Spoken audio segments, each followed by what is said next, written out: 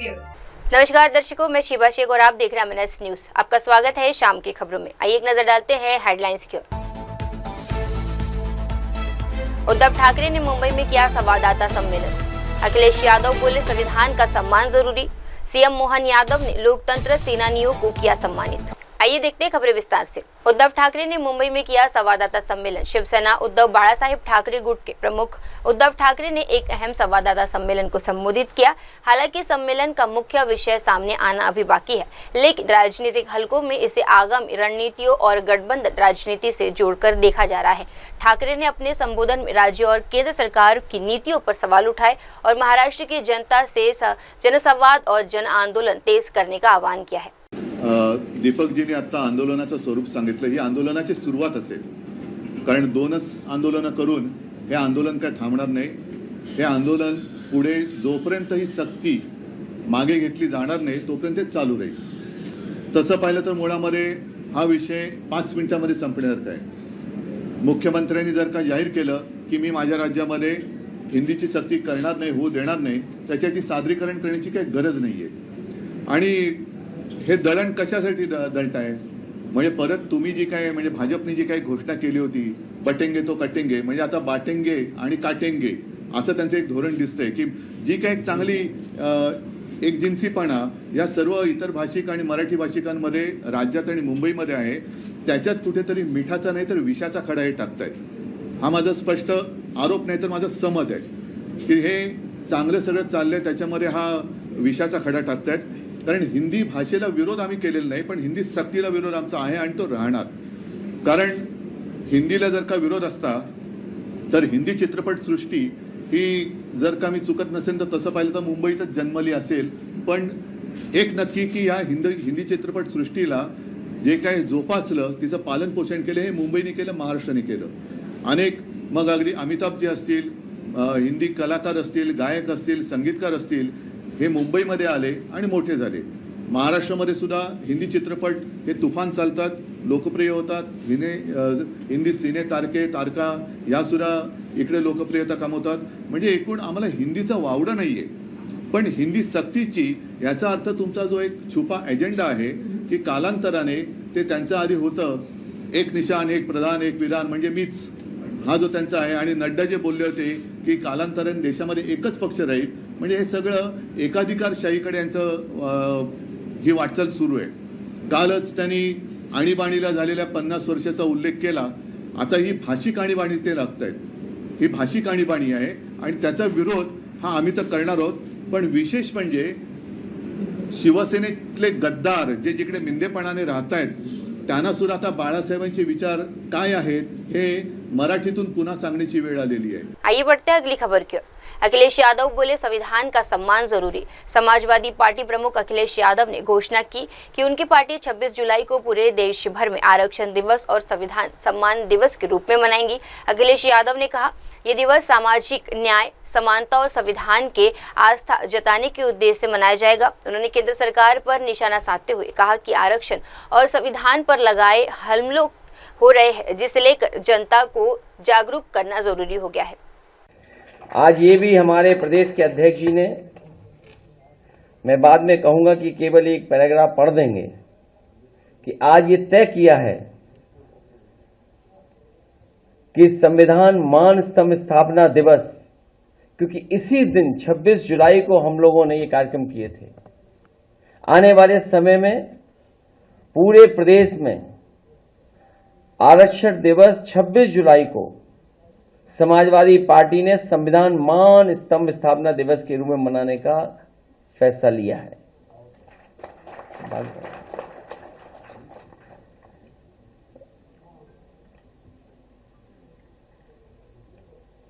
हम और आप लोग देखते हैं कि भारतीय जनता पार्टी सत्ता में पहुंचने के लिए संविधान का तो इस्तेमाल करती है,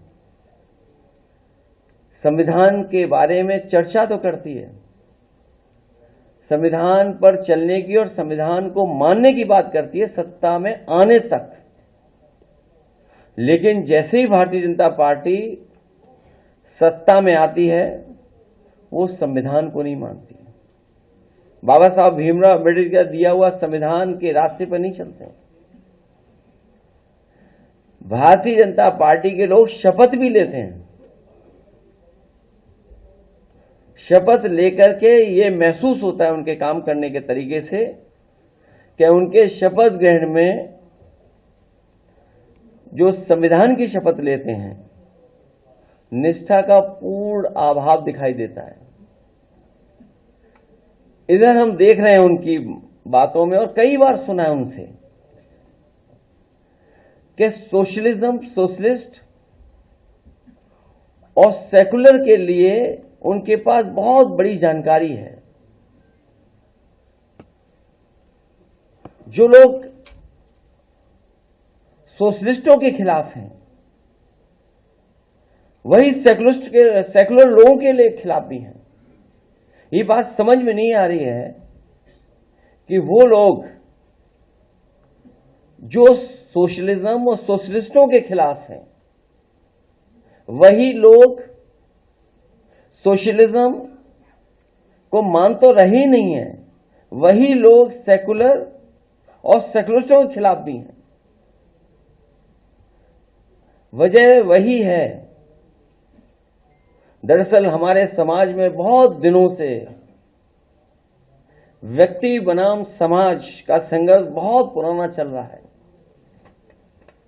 और कोई ये संघर्ष नया नहीं है, लगातार संघर्ष होता रहा है। ये मैं बनाम हम की लड़ाई है। ये मैं बनाम हम की लड़ाई है। समाज के निर्माण और उत्थान के लिए अपनी व्यक्तिगता का विलय करना होता है, जो ऐसे खुद परस लोग कभी नहीं करते हैं। जो मैं बोलते हैं वो कभी स्वीकार नहीं कर सकते हैं।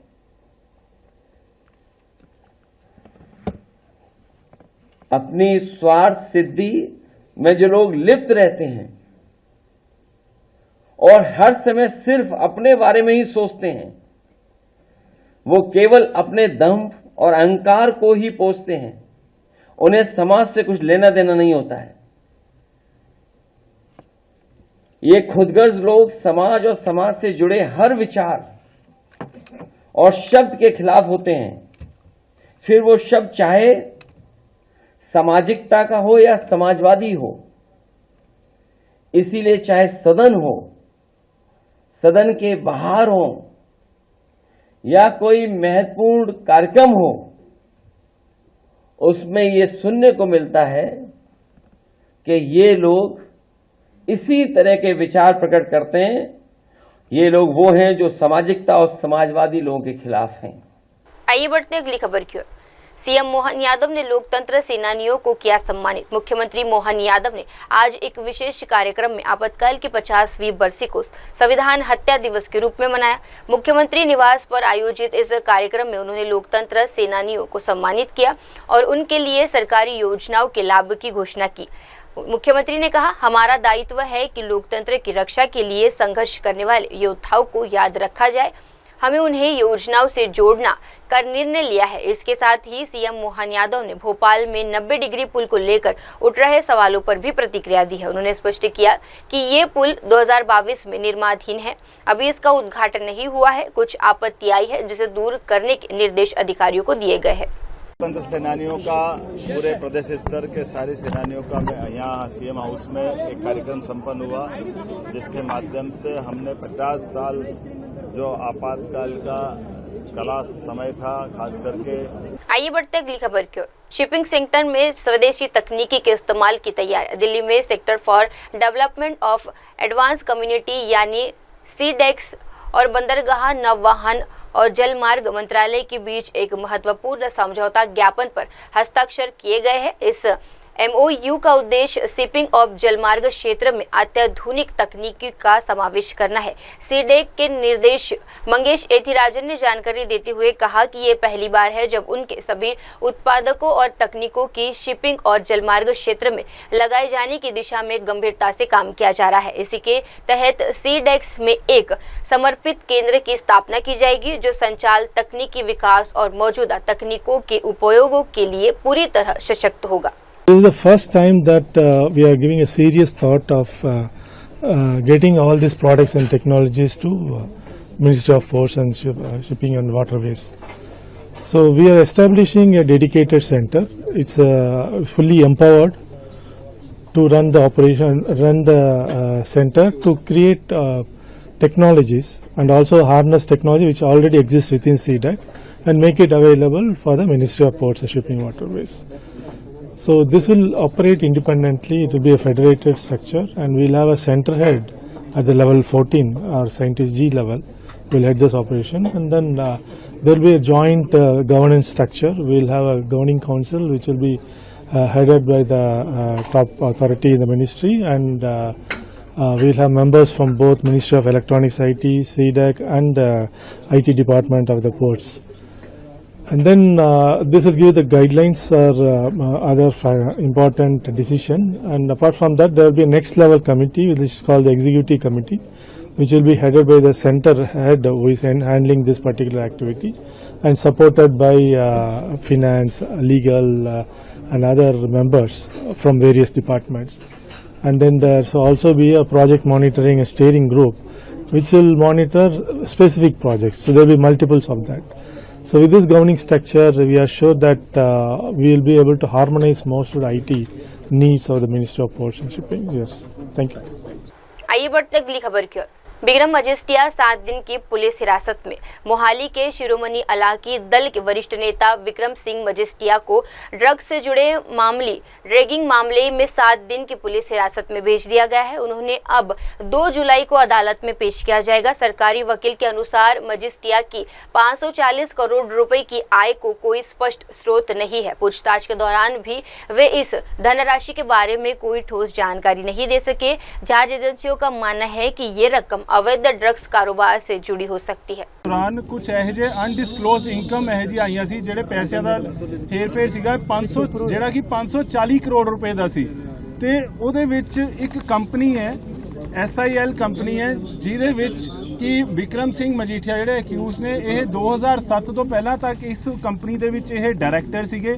ਇਹਨਾਂ ਦੇ ਜਿਹੜੇ ਫੈਮਿਲੀ ਮੈਂਬਰ ਸੀਗੇ ਇਹਨਾਂ ਦੇ ਫੈਮਿਲੀ ਮੈਂਬਰ ਸਾਰੇ ਉਹਦੇ ਵਿੱਚ ਹੀ ਸ਼ੇਅਰ ਹੋਲਡਰ ਨੇ, ਡਾਇਰੈਕਟਰ ਨੇ। ਇਹਨਾਂ ਦੇ ਆਪਣੀ ਘਰ ਦੀ ਜਿਹੜੀ ਕੰਪਨੀ ਸੀਗੀ ਗੋਰਖਪੁਰ ਦੇ ਵਿੱਚ यूपी ਦੇ ਵਿੱਚ ਉਸ ਜਿਹੜੀ ਜਦੋਂ ਇਹ ਮਿਨਿਸਟਰ ਬਣ ਜਾਂਦੇ MLA ਬਣ ਜਾਂਦੇ ਨੇ ਮਾਰਚ 2007 ਦੇ ਵਿੱਚ ਤਾਂ ਉਸ ਤੋਂ ਬਾਅਦ ਇਹ ਉਸ ਕੰਪਨੀ ਤੋਂ ਤਾਂ ਰਿਜ਼ਾਈਨ ਕਰ ਦਿੰਦੇ ਨੇ ਬਟ ਇਹਨਾਂ ਦੇ ਜਿਹੜੇ ਫੈਮਿਲੀ ਮੈਂਬਰਸ ਨੇ ਉਸ ਦੇ ਵਿੱਚ ਡਾਇਰੈਕਟਰ ਰਹਿੰਦੇ ਨੇ, ਸ਼ੇਅਰ ਹੋਲਡਰ ਰਹਿੰਦੇ ਨੇ। ਖੁਦ ਉਸ ਕੰਪਨੀ ਦੇ ਵਿੱਚ 11% ਦੇ ਸਿੱਧੇ ਸ਼ੇਅਰ ਹੋਲਡਰ ਨੇ ਤੇ ਨਾਲ ਹੀ HUF ਦੇ ਹਿਸਾਬ ਨਾਲ ਵੀ ਇਹ ਘੱਟੋ ਘੱਟ 20% ਦੇ ਸ਼ੇਅਰ ਹੋਲਡਰ ਨੇ ਉਸ ਕੰਪਨੀ 'ਚ।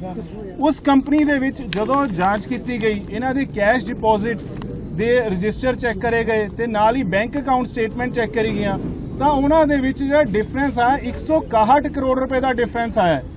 ਜਿਵੇਂ ਕਿ 286 ਕਰੋੜ ਰੁਪਏ ਦੇ ਕੈਸ਼ ਡਿਪੋਜ਼ਿਟ ਹੋਏ ਨੇ ਬੈਂਕ ਦੇ ਵਿੱਚ ਤੇ ਉਸ ਤੋਂ ਇਲਾਵਾ ਜਿਹੜੇ ਖਾਤਿਆਂ ਦੇ ਵਿੱਚ ਆ ਰਹੇ ਨੇ ਉਹ 125 ਕਰੋੜ ਦੇ ਆਸ-ਪਾਸ ਹੀ ਤਾਂ 161 ਕਰੋੜ ਦਾ ਜਿਹੜਾ ਇਸ਼ੂ ਹੈ 161 ਕਰੋੜ ਰੁਪਏ ਦਾ ਅਨਐਕਸਪਲੇਨਡ ਇਨਕਮ ਜਿਹੜੀ ਹੈ ਇਹਨਾਂ ਨੇ ਕਿੱਥੇ ਦੱਸੀ ਨਹੀਂ। ਤਾਂ ਇੱਕ ਤਾਂ ਇਹ ਹੇਰਫੇਰ ਹੋਈ ਹੋਈ ਹੈ ਕਿੱਥੋਂ ਦੀ ਆਏ ਨੇ ਉਹ ਪੈਸੇ, ਕਿੱਥੇ ਡਿਸਕਲੋਜ਼ ਨਹੀਂ ਸਾਰੀ ਇਹਨਾਂ ਦੀ ਕਿਸੇ ਵੀ ਕੰਪਨੀ ਦੇ ਬਾਰੇ ਕਿੱਥੇ ਜ਼ਿਕਰ ਨਹੀਂ ਹੈ। ਸੈਕਿੰਡ ਜਿਹੜੀ ਹੈਗੀ ਹੈ ਜਦੋਂ ਇਹਨਾਂ ਨੇ ਸੈਕਿੰਡ ਟਰਮ ਦੇ ਵਿੱਚ ਜਦੋਂ ਮਿਨਿਸਟਰ ਬਣਦੇ ਨੇ 2012 13 13 14 ਦੇ ਵਿੱਚ ਉਦੋਂ ਵੀ ਜਿਹੜੀ ਇਹਨਾਂ ਦੀ ਕੰਪਨੀ ਸੀਗੀ ਸੇਮ ਇਹੀ ਕੰਪਨੀ ਇਸੇ ਕੰਪਨੀ ਦੇ ਵਿੱਚ 13 ਜਿਹੜੇ ਕਲੈਕਸ਼ਨ ਸ਼ੋ ਹੁੰਦੀ ਹੈ ਕਿ ਕਿੰਨੇ ਪੈਸੇ ਇਕੱਠੇ ਹੋਏ ਨੇ ਵੀ ਉਸ ਕੰਪਨੀ ਦੇ ਵਿੱਚ ਵੀ ਜੋ ਵੀ ਪੈਸੇ ਜਮ੍ਹਾਂ ਹੋਏ ਨੇ ਚਾਹੇ ਕੈਸ਼ ਹੋਏ ਨੇ ਚਾਹੇ ਬੈਂਕਾਂ ਦੇ ਜਮ੍ਹਾਂ ਹੋਏ ਨੇ ਉਹ 1106 ਕਰੋੜ ਰੁਪਏ ਸ਼ੋ ਕੀਤੇ ਗਏ ਨੇ। ਜਦੋਂ ਬੈਂਕਾਂ ਨਾਲ ਮੈਚ ਕੀਤਾ ਗਿਆ ਤਾਂ ਉਹ 1342 ਕਰੋੜ ਰੁਪਏ ਨਿਕਲਿਆ ਤੇ ਇਹਦੇ ਵਿੱਚ ਵੀ 236 ਕਰੋੜ ਰੁਪਏ ਜਿਹੜੇ ਨੇ ਉਹਨਾਂ ਦੀ ਹੇਰਫੇਰ ਸੀਗੀ। 236 ਕਰੋੜ ਰੁਪਏ ਇਸ ਜਿਹੜੇ ਕੰਪਨੀ ਦੇ ਵਿੱਚ ਕਿੱਥੋਂ ਉਹ 236 ਕਰੋੜ ਆਏ 161 ਪਹਿਲਾਂ ਹੋ ਗਏ 236 ਕਰੋੜ ਹੁਣ ਹੋ ਗਏ। ਇਸ ਤੋਂ ਬਾਅਦ ਤੀਸਰੀ ਜਿਹੜੀ ਸੀਗੀ ਜਿਹੜੀ ਇਹਨਾਂ ਦੀ ਫੋਰਨ ਤੋਂ ਟ੍ਰਾਂਜੈਕਸ਼ਨਸ ਜਿਹੜੀਆਂ ਆਈਆਂ ਨੇ ਜਿਹੜੀ ਕਿ ਟੋਟਲ ਜਿਹੜੀ ਅਮਾਉਂਟ ਹੈਗੀ ਉਹਨਾਂ ਦੀ 141 ਕਰੋੜ ਦੇ ਆਸ-ਪਾਸ ਹੈ ਉਹਨੂੰ ਵੀ ਪੂਰਾ ਐਕਸਪਲੇਨ ਕੀਤਾ ਗਿਆ ਕਿ ਕੰਪਨੀਆਂ ਨੇ ਸਾਈਪ੍ਰਸ ਜਿਹੜਾ ਕਿ ਮੰਨਿਆ ਜਾਂਦਾ ਟੈਕਸ 7 ਮੰਨਿਆ ਜਾਂਦਾ ਹੈ ਟੈਕਸ 7 ਪਲੱਸ ਜਿਹੜਾ ਵੀ ਹਵਾਲਾ ਦਾ ਪੈਸਾ ਕਿਸ ਤਰੀਕੇ ਨਾਲ ਘੁੰਮਣਾ ਹੈ ਉਹ ਸਾਈਪ੍ਰਸ ਪੂਰੇ ਵਰਲਡ ਦੇ ਵਿੱਚ ਫੇਮਸ ਹੈ ਵੀ ਸਾਈਪ੍ਰਸ ਦੀ ਜਿਹੜੀ ਕੰਪਨੀਆਂ ਨੇ ਕਿ ਉੱਥੋਂ ਦੀ ਡੀਲਿੰਗ ਜਿਹੜੀ ਹੈ ਪ੍ਰੋਪਰ ਚੱਲਦੀ ਹੈ। ਉੱਥੋਂ ਇੱਕ ਕੰਪਨੀ ਹੈ ਇਹਨਾਂ ਤੋਂ 35 ਕਰੋੜ ਦੇ ਸ਼ੇਅਰ ਪਰਚੇਜ਼ ਕਰਦੀ ਹੈ।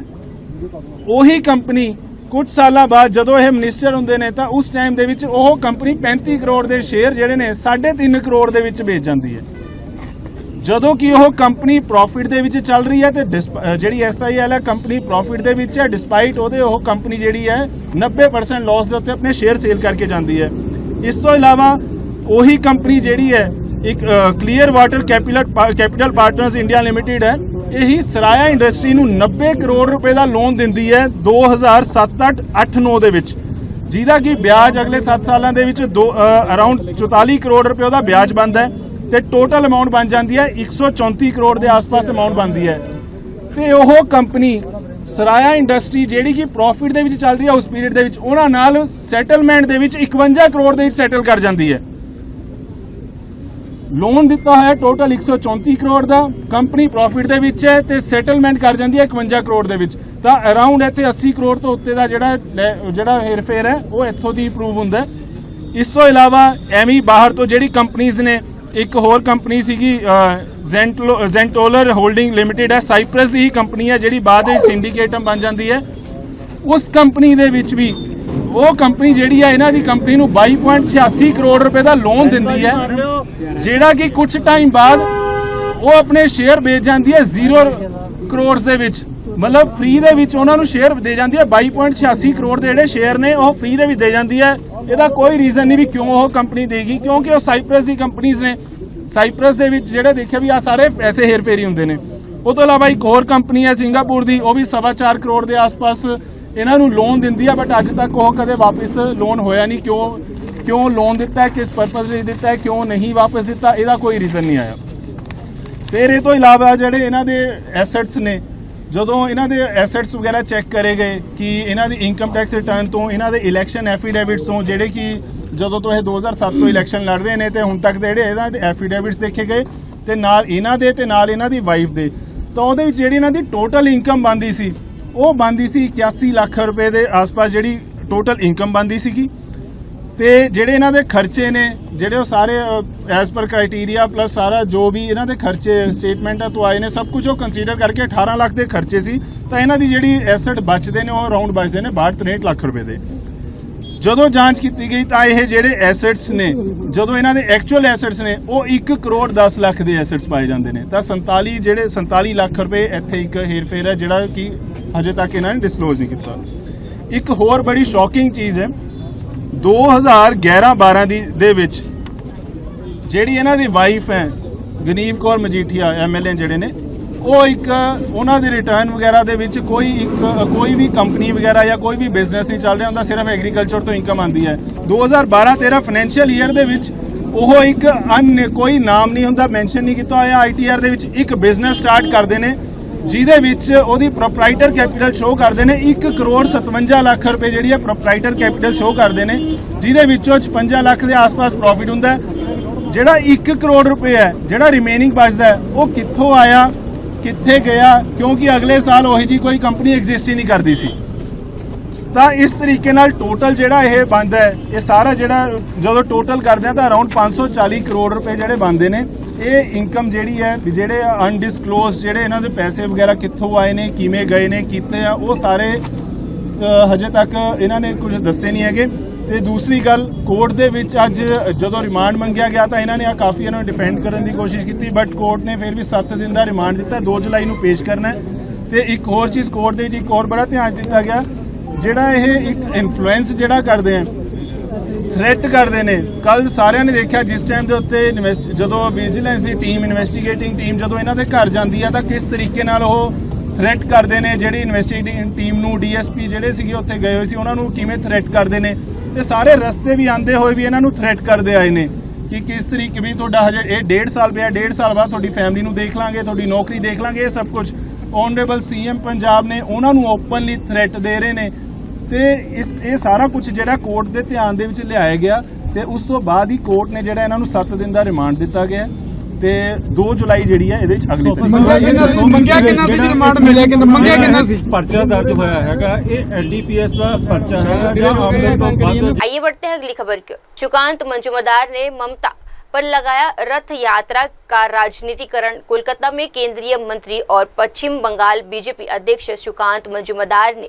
ममता बनर्जी पर तीखा हमला किया है। उन्होंने कहा कि रथ यात्रा आयोजित करना सरकार का काम नहीं है और इसे केवल जगन्नाथपुरी में होना चाहिए। मंजूमदार ने आरोप लगाया कि ममता बनर्जी हिंदू वोट बैंक को बांटने के लिए इस तरह की रथ यात्रा आयोजन कर रही है। उनका मानना है कि ममता बनर्जी को डर है कि जैसे जैसे हिंदू वोट उनसे दूर होंगे उनका शासन खतरे में आ जाएगा, इसीलिए वे इस बनाए रखने के लिए किसी भी हद तक जा सकती है। की काम रथ यात्रा कराना नहीं होता, जगन्नाथपुरी का अलग विषय है, तो वहाँ पे उस तरीके से होता है, सरकार पीछे रहता है। लेकिन ममता बनर्जी हिंदू वोट को बांटने के लिए जो 5 से 10% हिंदू है, जिनको ममता बनर्जी हर बार मूर्ख बनाकर धोखा देकर वोट ले लेते हैं। जैसे रामायण में हुआ था, रावण भी भगवा पहन के आया था ना, माँ सीता ने समझ लिया कि साधु है, गलती कर बैठे। उसी तरह पश्चिम बंगाल के कुछ हिंदू जो गलती पर बैठे हैं ममता बनर्जी के मंदिर को देखकर, और ममता बनर्जी उसी गलती का नाजायज लाभ उठा रहे हैं, क्योंकि वो जानते हैं कि हिंदू वोट अगर ममता बनर्जी से जिस तरीके से दूर जा रहा है, कालीगंज इलेक्शन में भी 74% हिंदू वोट बीजेपी को मिला, तो इस तरीके से अगर चला तो ममता बनर्जी की राजपाट जाने वाली है और राजपाट के लिए कुछ भी कर सकती है। ये पूरा पॉलिटिकल है। जगन्नाथ प्रभु को ही पॉलिटिसाइज कर दिया ममता बनर्जी ने, जो पूरे देश में कहीं नहीं हुआ। ममता बनर्जी ने प्रभु जगन्नाथ को पॉलिटिसाइज कर दिया। खिलाफ भी तो यही आरोप लगाया जा रहा है कि बीजेपी हिंदुओं को लेकर राजनीति कर रहा है, रथ यात्रा को लेकर राजनीति कर रहा है। शुभेंदु अधिकारी भी कोलकाता में नहीं, हमारा स्टैंड तो क्लियर है। बीजेपी जहां रहेगी रथ यात्रा में पार्टिसिपेट करेगी, तो विरोधी दलों नेता हमारे LOP जहां रहेंगे वहां पे वो पार्टिसिपेट करेंगे। मैं भी कहीं ना कहीं रथ यात्रा में पार्टिसिपेट करूंगा। We are a proud Hindu, हमें कोई शर्म नहीं है छुपने। हम हिंदू है और हिंदू उत्सव पर, हिंदू त्योहारों पर, हिंदू पूजा पर हम पार्टिसिपेट करते हैं as a common Hindu. CSB कह रही कि ये मंदिर नहीं, ये कल्चरल हेरिटेज है। सीएसबी कल्चरल सेंटर, हाँ कल्चरल सेंटर ही तो है, हम ही तो वही बोल रहे हैं। It is a cultural centre, उसमें तो पूजा नहीं हो सकता। कल्चरल सेंटर में पूजा कैसे हो सकता है? Cultural centre. आइए बढ़ते अगली खबर की ओर। हिमाचल में बादल फटे और बाढ़ से 5 लोगों की मौत। शिमला में बड़ी प्राकृतिक आपदा की खबर आ रही है। हिमाचल प्रदेश में कुल्लू और धर्मशाला क्षेत्र में बादल फटने और अचानक आई बाढ़ ने तबाही मचा दी है। मुख्यमंत्री सुखविंदर सिंह सुक्खू ने बताया कि राज्य के 3 स्थानों पर बादल फटा है, जबकि 9 जगहों पर अचानक बाढ़ आई है। इस घटनाओं में अब तक 5 लोगों की मौत हो चुकी है। कुल्लू में 2 लोग लापता है, जबकि काड़गा जिले में बादल फटने से 3 लोगों की मौत हो गई है और 5 लोग अब भी लापता है। वन क्षेत्र में फंसे एक व्यक्ति को बचाने के लिए रेस्क्यू अभियान जारी है। इसके अलावा नदियां और नालों के किनारे स्थित 15 घर क्षतिग्रस्त हो गए हैं। बाढ़ और बादल फटने से गांवों की सड़कें भी जलमग्न हो गई है, जिससे राहत और बचाव कार्य प्रभावित हो रहे हैं। क्या अपील करेंगे, खासकर टूरिस्ट जो हिमाचल आना चाहते हैं? देखिए, पिछले कल बारिश बहुत तेज हुई है और क्लाउड बस्ट हुए 3 जगह, फ्लैश फ्लड्स आया है कोई 9 जगह, और तकरीबन कुल्लू में जो नदी के किनारे थे 2 लोग वो मिसिंग है, और कांगड़ा के एक हमारे जो बड़ा पहाड़ है हिमालय का, उसके पास एक क्लाउड बस्ट हुआ जिससे 3 लोग के मृत मिले हैं और 5 लोग मिसिंग है। एक जंगल में उसकी पता लगा कि वो भी पहुंच चुके हैं, उनकी जानकारी है कि वो ठीक है। तो सड़कों को बहुत नुकसान हुआ है, 15 के करीब घर टूट गए हैं, पूरी तरह ध्वस्त हो गए जो नदी के नालों के किनारे थे। तो मेरा मानना है कि सड़कों का बहुत नुकसान हुआ है और गांव की सड़कों को बहुत नुकसान हुआ है। तो निश्चित रूप से क्लाउड बस्ट के कारण ये सब हो रहा है। तो मेरा यह मानना है कि इस दृष्टिकोण से हमारी सरकार ने एहतियात करने का निर्देश दिया है और पर्यटक आ सकते हैं, मानसून सीजन का वो आनंद उठा सकते हैं, लेकिन नदी नालों के किनारे ना जाएं। बाकी हिमाचल प्रदेश में मानसून के समय कभी भी आकर अपना विश्राम कर सकते हैं। डेथ कितनी कंफर्म हुई है सर, और भी अभी देखिए 3, 2, 5 की डेथ की कंफर्मेशन की सूचना है। किस तरह का अलर्ट दिया गया? देखिए अभी मेरी शाम को सभी डीसीएसपी से एक बार फिर दोबारा बैठक है। उस बैठक के बाद हम अगली रणनीति पर काम करेंगे। अलर्ट ही क्लाउड बर्स्ट जब होता है तो उसमें नदियों में और बहुत ज्यादा पानी आ जाता है। सबसे ज्यादा नुकसान हमारे पावर प्रोजेक्ट्स को हुआ है, जो कि Himachal Pradesh power corporation limited का 100 मेगावाट का प्रोजेक्ट था, उसको बहुत नुकसान हुआ है। एक प्राइवेट प्रोजेक्ट कांगड़ा में था जहां से मिसिंग हुई है, वहां नुकसान हुआ। वो पावर प्रोजेक्ट के ही कर्मचारी थे जिसके कारण ये नुकसान हुआ है। आइए बढ़ते हैं अगली खबर की ओर। बंदरगाह मंत्रालय ने 6 नई समुद्री विकास पहलों की शुरुआत की। जहाजरानी और जलमार्ग मंत्रालय की सचिव टी ने राजचंद्र ने बताया कि मंत्रालय ने सेवा वितरण और बंदरगाह दक्षता में सुधार के लिए 6 महत्वपूर्ण पहलों का शुभारंभ किया है। सबसे पहले डिजिटल सेक्टर ऑफ एजिलेंस की स्थापना के लिए समझौता ज्ञापन को आदान प्रदान किया गया, जिसका संचालन CIDS द्वारा किया जाएगा। दूसरी पहल है सागर सेतु पोर्टल और एक्सप्लेनेशन के लॉन्च, जो समुद्री सेवाओं के डिजिटल माध्यमों से सुलभ बनाया जाएगा। तीसरी महत्वपूर्ण पहल है सागर माला फाइनेंस कॉर्पोरेशन लिमिटेड का शुभारंभ, जो समुद्री वित्त पोषण के लिए समर्पित देश का पहला NBFC है। चौथी पहल तहत दृष्टि पोर्टल फ्रेमवर्क की शुरुआत की गई, जो बंदरगाह की कार्यप्रणाली में पारदर्शिता लगाएगा। Ministry of port shipping and waterways launched 6 different initiatives which will improve the efficiency of delivery of different services of the ministry as well as its ports. The first was the exchange of MOUs for the establishment of the Digital Center of Governance, Center of Excellence, and this Digital Center of Excellence will be curated and operated by CDAC, and this will be a center which will take care of all the digital needs of the ministry and all its organizations.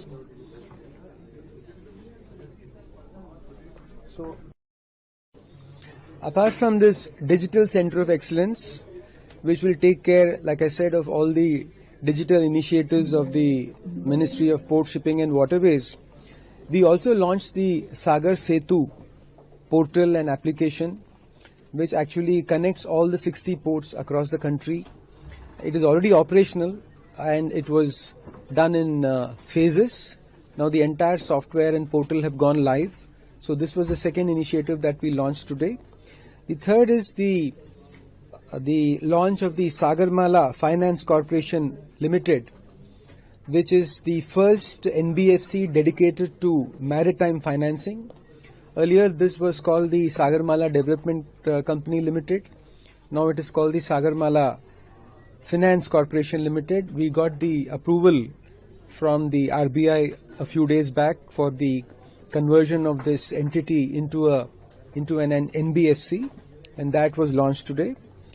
The fourth initiative is the launch of the Drishti portal and framework. This is an initiative of this ministry to take forward the vision of the Honorable Prime Minister for Viksit Bharat, based on which the Maritime Amritkal Vision 47 was released in October 23. To take forward this vision, we have launched a series of initiatives in the ministry which take forward a whole of government approach, a whole of ministry approach. It's a data-driven approach. It's a decision support system. It's an institutional framework, and of course, it's a dashboard and information system. So all this will help to track and hasten implementation of different initiatives. We have identified almost 800 different initiatives across the ministry and across all its organizations. So unless these are tracked on a daily and regular basis, it will not be possible to achieve the vision that we have set out for ourselves. So this Drishti framework is a strategic management framework that will align vision with implementation. आइए बढ़ते अगली खबर की ओर। जयपुर में विशाल यादव को जासूसी के आरोप में गिरफ्तार किया गया। जयपुर में जासूसी के गंभीर आरोप में गिरफ्तार विशाल यादव को पुलिस ने 4 दिन की रिमांड पर भेज दिया है। विशाल लोक अभियोग सुवेंद्र कुमार सातवान ने बताया कि विशाल यादव को कल गिरफ्तार किया गया था। आरोप है कि उसे संवेदनशील और गुप्त दस्तावेज इकट्ठा कर उन्हें पाकिस्तान हैंडल को भेज दिया था। पुलिस ने बताया कि आरोपी के मोबाइल से हैंडल का नाम प्रिया शर्मा के रूप में सेव था। ये दस्तावेज भारतीय नौसेना से संबंधित थे, जिसमें ऑपरेशन सिंदूर के दौरान की महत्वपूर्ण दस्तावेज भी शामिल थे। विशेष लोक अभियोजक ने बताया कि ये पता लगाना जरूरी है कि विशाल यादव ने ये दस्तावेज कहां से एकत्र किए और इस जासूसी के पीछे उसके साथ कौन कौन है। इसी सभी पहलुओं की जांच के लिए पुलिस रिमांड लगाई गई है। दोषी सिद्धि के लिए पर्याप्त सबूत हमारे पास मौजूद है। देखिए, अभी आज विशाल यादव को हमने कल अरेस्ट किया था और उसके बाद 4 दिन का रिमांड उनसे सीख किया गया था। 4 दिन का रिमांड इसलिए कि कुछ सेंसिटिव इन्फॉर्मेशन जो कलेक्ट करके उसने विशाल यादव ने पाक हैंडलर जो कि उनके मोबाइल में जो छंदम नाम है प्रिया शर्मा के नाम से एड ऑन है, उसको भेजी गई थी, सेंड की गई थी, जो कि आफ्टर इन्वेस्टिगेशन ये दिखा कि भाई ये पाक हैंडलर है। वो डॉक्यूमेंट जो कि नौसेना से रिलेटेड थे और ऑपरेशन सिंदूर के टाइम से ही वो लीक किए गए थे, सेंड किए गए थे पाकिस्तानी हैंडलर को। तो वो डॉक्यूमेंट कौन कौन सी एजेंसी से विशाल यादव ने कलेक्ट किए, मिले, रखे और कौन कौन उसमें सहयोगी रहा उन डॉक्यूमेंट को शेयर करने में, और जो फोटोग्राफ लिए हैं वो भी कहाँ से कलेक्ट किए, क्योंकि विशाल यादव है वो तो पर्टिकुलर एक सेक्शन में काम करता है, बट बंच ऑफ डॉक्यूमेंट जो मिले हैं वो कहाँ से लिए, उसके लिए फर्दर इन्वेस्टिगेशन बाकी है, जिसके लिए 4 डेज का पीसी लिया है, जो कि 30 तारीख को 11 बजे तक लिए। 11 बजे हम वापस पेश करेंगे विकास। सर, फोन से क्या कुछ मिला? जो प्रिया शर्मा है वो किस नाम से निकल कर सामने आया? क्या कह रहे हैं? प्रिया शर्मा के नाम से नंबर सेव थे, किस नाम से आइडेंटिफाई की गई? देखिए, प्रिया शर्मा के नाम से जो उनके मोबाइल नंबर पे सेव था वो एक पाक हैंडलर है, पाकिस्तान से वो नंबर ऑपरेट हो रहा है, और उसी नंबर पे इंफॉर्मेशन जो सेंसिटिव हैं, सामरिक महत्व की हैं, वो भेजी गई, लीक की गई, और उसी नंबर से पैसे जो कि कंसिडरेशन के रेफरेंस में हम लेंगे वो उनने रिसीव किए हैं विशाल यादव ने। तो फोरली अब देखें, प्राइमा फेसे जो एविडेंसेस हैं वो सफिशिएंट हैं for the conviction point of view. मैं Sudesh Kumar Satwan, special PP for intelligence bureau state. आइए बढ़ते अगली खबर की ओर। कर्नाटक बीजेपी पर एफआईआर दर्ज। इंदिरा गांधी पोस्ट को लेकर विवाद। बेंगलुरु में कर्नाटक भाजपा के खिलाफ इंदिरा गांधी पर एक विवादित एक्स पोस्ट को लेकर एफआईआर दर्ज की गई है। इस मामले पर कर्नाटक भाजपा के अध्यक्ष बीवाई विजेंद्र ने कड़ा बयान दिया है। बीवाई विजेंद्र ने कहा कि कल उस दिन के 50 साल पूरे हो गए थे जब इंदिरा गांधी ने देश में आपातकाल लगाया था। उन्होंने सवाल उठाया कि भाजपा द्वारा इंदिरा गांधी की तुलना हिटलर से करना क्यों गलत है। उन्होंने कहा, दुनिया जानती है कि कैसे इंदिरा गांधी ने अपनी सत्ता बचाने के लिए पूरे लोकतंत्र को दबा दिया था। वरिष्ठ नेताओं और सभी संघ परिवार के सदस्यों को जेल में डाल दिया गया और मीडिया को दबा दिया गया। It was the 50th year, the day when Indira Gandhi, then Prime Minister, enforced emergency in this country. So yesterday was the 50th year. So it's quite natural. This issue has been discussed across the country, not only in Karnataka. And Bharatiya Janata Party, we have rightly compared Srimati Indira Gandhi to Hitler. What's wrong in that? Entire country, entire world knows how Indira Gandhi, to save her position, her seat as the Prime Minister, how democracy, entire system was collapsed. Senior leaders, Sangh Parivar, everybody was put behind bars. media was suppressed. And it's a hard truth. And there is nothing wrong in BJP comparing Srimati Indira Gandhi to Hitler. What's wrong in that? So Siddaramaiah and Congress government and Congress party in here in Karnataka, they are not able to tolerate such statements. But it's a hard fact. DCM D.K. Shivakumar said nobody affected in the emergency period. After the emergency, she got a more number in the house. Probably D.K. Shivakumar is not aware of the development that took place during emergency. Probably has to go back and revisit and learn and study what history says about what happened during the emergency. Entire country, entire world knows how democracy was suppressed. आइए बढ़ते अगली खबर की ओर। केंद्रीय मंत्री सर्बानंद सोनोवाल ने 6 नई समुद्री पहलियों का शुभारंभ किया। दिल्ली में केंद्रीय बंदरगाह, जलरानी और जलमार्ग मंत्री सर्बानंद सोनोवाल ने 6 प्रमुख पहलियों का सफलतापूर्ण शुभारंभ किया। इसमें मेटलटाइम डिजिटल सेक्टर ऑफ एक्सीलेंस के समझौते ज्ञापन, सागर सेतु डिजिटल पोर्टल, सागरमाला वित्त निगम दृष्टि पोर्टल, प्रमुख बंदरगाहों के लिए DICE टेम्पलेट का विमोचन और हाइड्रोजन समर्पण तत्वों पर गेटवे टू ग्रीन रिपोर्ट शामिल है। मंत्री ने कहा कि प्रधानमंत्री नरेंद्र मोदी के नेतृत्व में पिछले 11 वर्षों में भारत ने गुणवत्तापूर्ण, शांत नीति सुधार और राष्ट्रीय आत्मविश्वास के साथ वैश्विक मंच पर अपनी पहचान बनाई है। हमारे मंत्रालय में हमें उसके विजन को साकार करने के लिए पूरी तरह प्रतिबद्ध है। उन्होंने एक साथ मिलकर कुल मिला के 6 कार्यक्रम सफल रूप दिए। पहला, exchange of MOU on the establishment of Maritime Digital Center of Excellence. दूसरा, Go Live सागर सेतु। तीसरा, Launch of Sagarmala Finance Corporation Limited. First, NBFC dedicated to maritime sector. Then, launch of Drishti portal,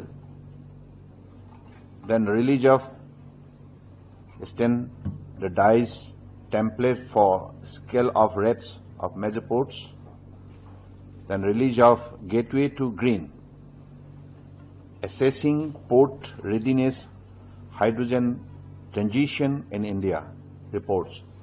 So कुल मिला के 6 कार्यक्रम हम लोगों ने मिलकर आज यहाँ लॉन्च की है और इसके लिए आप सबको मैं बधाई देता हूं।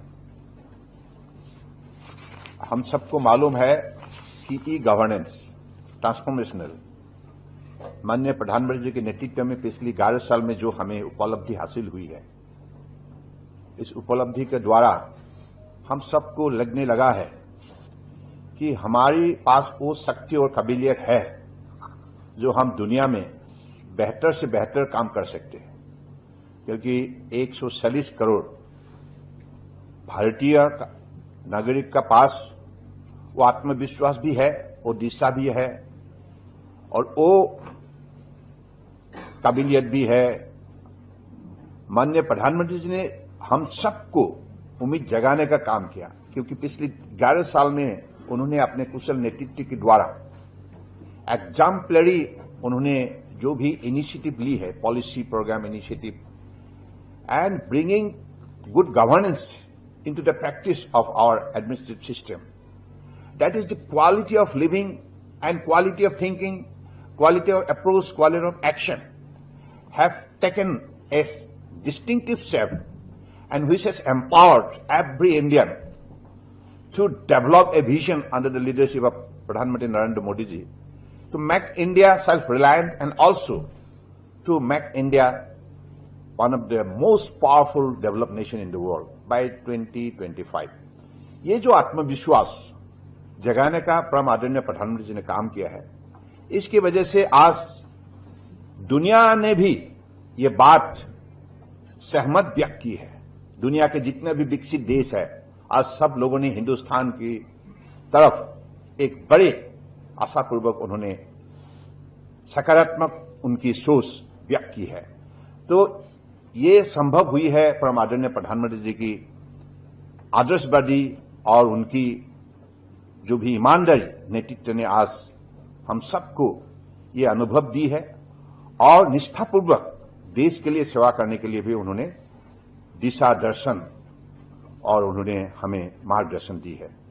तो मुझे लगता है कि आप हमारे पोर्ट शिपिंग वाटरवेज मंत्रालय में हम भी चाहते हैं कि डिजिटल इंडिया जो कार्यक्रम परम आदरणीय प्रधानमंत्री ने लॉन्च की थी, आज सभी मंत्रालय ने उसी दिशा पर अपने विभाग को स्मार्ट बनाने की सिलसिले में लगी हुई है।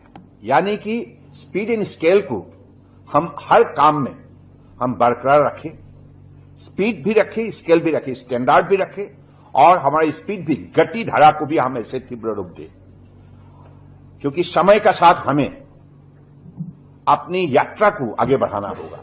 विकास यात्रा को तेज से आगे बढ़ाने के लिए हमारे हर मंत्रालय, हर विभाग उसी हिसाब से अपने आप को जागरूक करना होगा।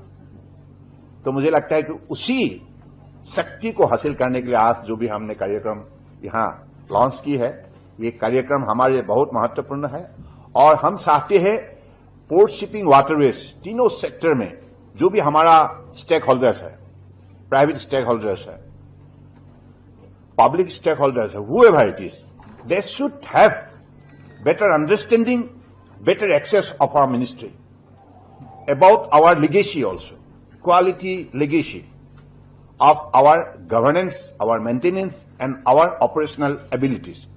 So whatever existing facility we have created so far, state of art, we call it state of art facilities across the country, in all these three verticals. This particular facility should be well accessed, well utilized by all the users effectively, without any hindrance. सबका मन में clarity होना चाहिए, port shipping waterways में ये व्यवस्था है, हम उसको ऐसे उपलब्ध कर सकते हैं, मतलब उससे हम ऐसे यूटिलाइज कर सकते हैं। तो ये जो है, इसी कार्यक्रम को बढ़ावा देने के लिए आज हम लोगों ने ये डिजिटल प्लेटफॉर्म को आगे बढ़ाने का काम किया है। तो मैं चाहता हूं कि आप लोगों ने जैसे हमारा ministry of electronic IT and also you have come forwards to extend your support and cooperation, because after all it is a whole government approach. हम अकेले नहीं, इन साइलोज में हम नहीं काम कर सकते। माननीय प्रधानमंत्री जी ने पीएम गति शक्ति national master plan multi modal connectivity, ये जो कार्यक्रम जब से लॉन्च की है, और साथ साथ में नेशनल लॉजिस्टिक पॉलिसी, इसका मतलब साफ है कि हमको एक साथ मिलकर काम करना है, और एक साथ मिलकर ही देश को विकसित राष्ट्र के हिसाब से खड़ा करनी है। तो मुझे लगता है कि उसी दिशा पर हम लोगों को आगे निष्ठापूर्वक जाना होगा। Anyway, thank you so much, and you have come all the way in the morning, and you have made this particular occasion a very, very meaningful one, fruitful one, and purposeful one. Thank you. आइए बढ़ते अगली खबर की ओर। ममता बनर्जी ने दीघा में रथ यात्रा की तैयारियों की समीक्षा की। पश्चिम बंगाल की मुख्यमंत्री ममता बनर्जी ने दीघा में आगामी रथ यात्रा को लेकर अधिकारियों के साथ एक अहम बैठक की। इस बैठक का मकसद था कि रथ यात्रा के दौरान सुरक्षा व्यवस्था और व्यवस्थापना की पूरी तैयारियां सुनिश्चित की जा सके। मुख्यमंत्री ने अधिकारियों को आश्वासन, दिशा निर्देश दिए ताकि श्रद्धालु बिना किसी असुविधा के इस धार्मिक आयोजन में शामिल हो सके। ममता बनर्जी ने कहा कि यह आयोजन न केवल धार्मिक दृष्टि से महत्वपूर्ण है, बल्कि इससे क्षेत्र की सांस्कृतिक विरासत भी उजागर होती है। उन्होंने सुनिश्चित किया कि रथ यात्रा शांतिपूर्ण और सुव्यवस्थित तरीके से संपन्न हो। কাল সকাল 9টা থেকে পুরোহিতরা তাদের পুজো পাঠ করবে তাদের নিয়ম অনুযায়ী, এবং বেলা যারা আসবে সকালে জগন্নাথ ধাম দেখতে পারে, তারা যদি একদিকে এসে আর একদিকে বেরিয়ে যায় রথ দেখে, কোনো অসুবিধে নেই, তাহলে আবার অন্য লোকেরা সুযোগ পাবে। একসাথে তো এত লোককে জায়গা দেওয়ার ক্ষমতা প্রভুই জানে। যাই হোক, মানুষ আসুক, কিন্তু তারা জগন্নাথ ধাম মন্দির খোলা থাকবে, কারণ আমরা পাথরের মূর্তিটা থাকবে, নিম কাঠের মূর্তিটা আমরা নিয়ে আসবো রথে, সেটাও তুলবে 9:30টার পর। 9:30টার পর থেকে তারা রথ দর্শন করতে পারবে। রথ রাত্রি লাগিয়ে দেওয়া হবে এবং সকাল 9:30 থেকে পুজো পাঠ যা যা হবার অর্চনা এগুলো তারা করবেন পুরোহিতরা। আমরা 2টো নাগাদ আসবো এখানে, 2টো থেকে 2:30 পর্যন্ত ওই আরতি করা এই করা যা করা রথ এখানেই থাকবে, সেই জায়গাটাই ঠিক করা হলো। রাত্রি থেকে রথ লাগিয়ে দেওয়া হবে এখানে এবং ঠিক 2:30 রথ স্টার্ট করবে, কিন্তু রাস্তায় লোক থাকবে না, লোক থাকবে ব্যারিকেডে। দুদিকে ব্যারিকেড করা হয়েছে যাতে কোনো স্ট্যাম্পেড হওয়ার সম্ভাবনা না থাকে। প্রেসকেও আপনারা জানেন যে একটা हॉल्टिंग स्टेशन আপনাদের জন্য होल्ड एरिया করে দেওয়া হয়েছে, होल्डिंग एरिया। आइए बढ़ते हैं अगली खबर की ओर। मंत्री कपिल मिश्रा ने अनवर कावड़ यात्रा की तैयारियों का जायजा लिया। दिल्ली के मंत्री कपिल मिश्रा ने अनवर कावड़ यात्रा को लेकर तैयारियों का जायजा लिया। उन्होंने कहा कि दिल्ली में कावड़ यात्रियों का स्वागत पूरे सम्मान और सभी आवश्यक सुविधाओं के साथ किया जाएगा। यात्रा के दौरान यात्रियों को आरामदायक और सुरक्षित माहौल देने के लिए विभिन्न इलाज किए जाएंगे।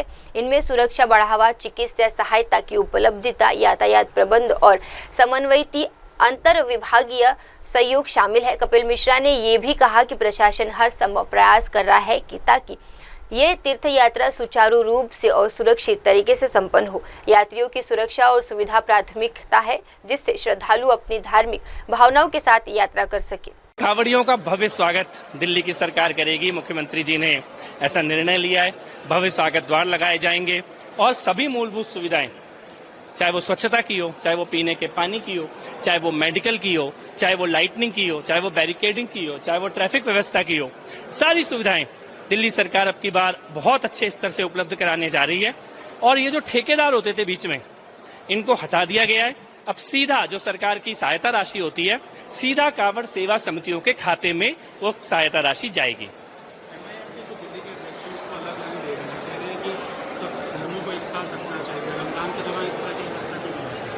देखिए, सभी धर्म एक साथ हैं। मुझे लगता है रमजान मनाने वालों को भी कावड़ियों का स्वागत करना चाहिए। और कुछ लोग ये जो इलीगल मांस मछली ये सब है, वो मुझे लगता है कि एक तो इलीगल तो वैसे भी दिल्ली में अलाउ नहीं है, और कानून का पालन करें और कावड़ियों के रास्ते में इस प्रकार की कोई गंदगी ना करें और सम्मान पूर्वक उत्साह के साथ कावड़ यात्रा दिल्ली में निकालें। आइए बढ़ते हैं अगली खबर की ओर। रामदास आठवले ने हिंदी मराठी विवाद पर दिया बयान। मुंबई में हिंदी भाषा को लेकर मचे बवाल पर केंद्रीय राज्य मंत्री रामदास आठवले ने अपनी प्रतिक्रिया दी है। उन्होंने कहा कि हिंदी हमारी राष्ट्रीय भाषा है और मराठी स्कूलों में हिंदी को विषय के रूप में पढ़ाना गलत नहीं है। उनका कहना है कि इसका मतलब ये नहीं कि पूरी पढ़ाई हिंदी में हो। रामदास आठवले ने ये भी सुझाव दिया कि अंग्रेजी माध्यम के स्कूलों में मराठी भाषा भी पढ़ाई जानी चाहिए। उन्होंने इस विरोध प्रदर्शन को बेकार और निरर्थक बताया। मोर्चा का आयोजन करने की बात उन्होंने कही है, क्या मुझे लगता है कि जो बवाल कर रहे हैं उनको मेरा ये सवाल है, हिंदी भाषा जो हिंदी भाषा अपनी राष्ट्रभाषा है और संविधान ने मतलब उसको मान्यता दी है, तो मराठी जो स्कूल होते हैं वहाँ हिंदी भाषा का एक आधा विषय अगर होगा तो इसका मतलब पूरा शिक्षा हिंदी में नहीं है।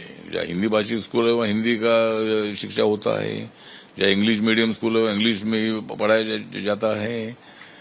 लेकिन इंग्लिश मीडियम के स्कूल में भी मराठी पढ़ाने का आग्रह होना चाहिए, या हिंदी भाषा का जो स्कूल है वहाँ भी मराठी पढ़ाने का आग्रह होना चाहिए।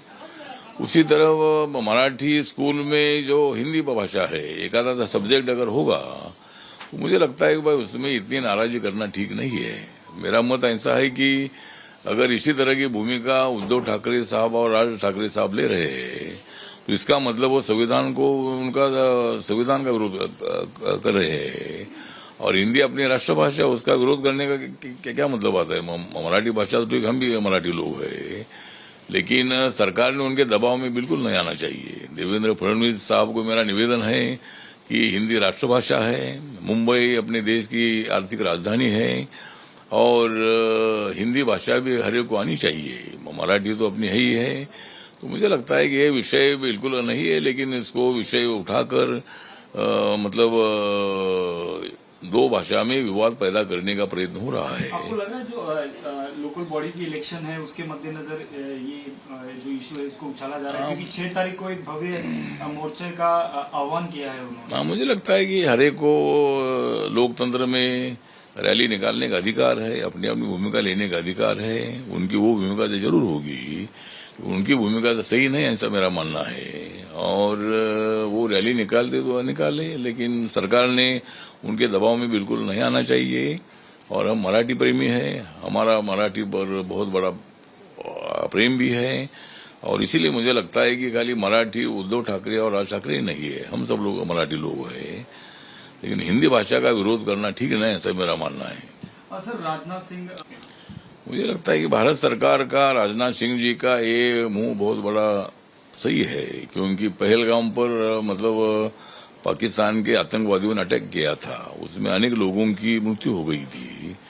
और पाकिस्तान बार बार इसी तरह की हरकतें करते रहता है, इसीलिए पहलगाम का उसमें उल्लेख होना चाहिए था। अगर वो उसमें नहीं था तो उसमें सिग्नेचर का मतलब भी नहीं आता है।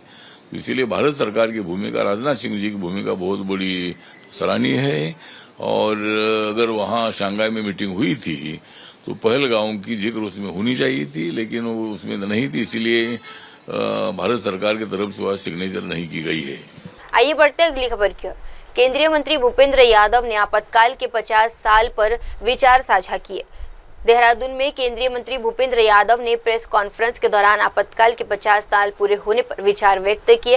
उन्होंने कहा कि आपातकाल एक ऐसे दौर का प्रतीक था जब लोकतंत्र और स्वतंत्रता को चुनौती मिली थी। भूपेंद्र यादव ने कहा कि देश ने उस कठिन समय से सीख लेकर अपनी लोकतांत्रिक संस्थाओं और को मजबूत किया है। उन्होंने बताया कि आज का भारत स्वतंत्रता, लोकतंत्र और जनतंत्र की मजबूती का उदाहरण बन चुका है। जो संकल्प हमें दिया गया था, इस पे हमला करने का काम, कुठाराघात करने का काम और इसकी हत्या करने का काम, ये आज के 50 साल पहले 25 जून 1977 को हुआ था। और इसलिए जो आजादी हमको मिली थी, उस पे, उस लोकतंत्र पे सबसे बड़ा हमला 25 जून 1977 को हुआ, जो मार्च 1977 तक 21 महीने तक इस देश में रहा। और इसलिए भारत की पहली आजादी तो 1947 में हुई थी, लेकिन भारत के लोकतंत्र की जो आजादी है, ये वास्तव में मार्च 1977 में 21 महीने की भयावह रात समाप्त होने के बाद हुई थी। और इसलिए 25 जून ये इस देश की संविधान हत्या दिवस के रूप में याद किया जाता है। और जैसा भी महेंद्र जी ने बताया था कि घटना 50 साल पहले की है, पर देश के हर नौजवान को ये जानना चाहिए कि 50 साल पहले ये जो घटना इस देश में घटी थी, उसकी पुनरावृत्ति ना हो। अब वक्त तो चला है दर्शकों छोटे से ब्रेक। ब्रेक के बाद भी जुड़े रहिए, देखते रहिए मेरे सहयोगी श्रद्धा के साथ शाम की तमाम बड़ी खबरें। धन्यवाद। Hi, this is Abhijit Sawant and you are watching MNS news. आप देख रहे हैं एमएनएस न्यूज, सच जरूर।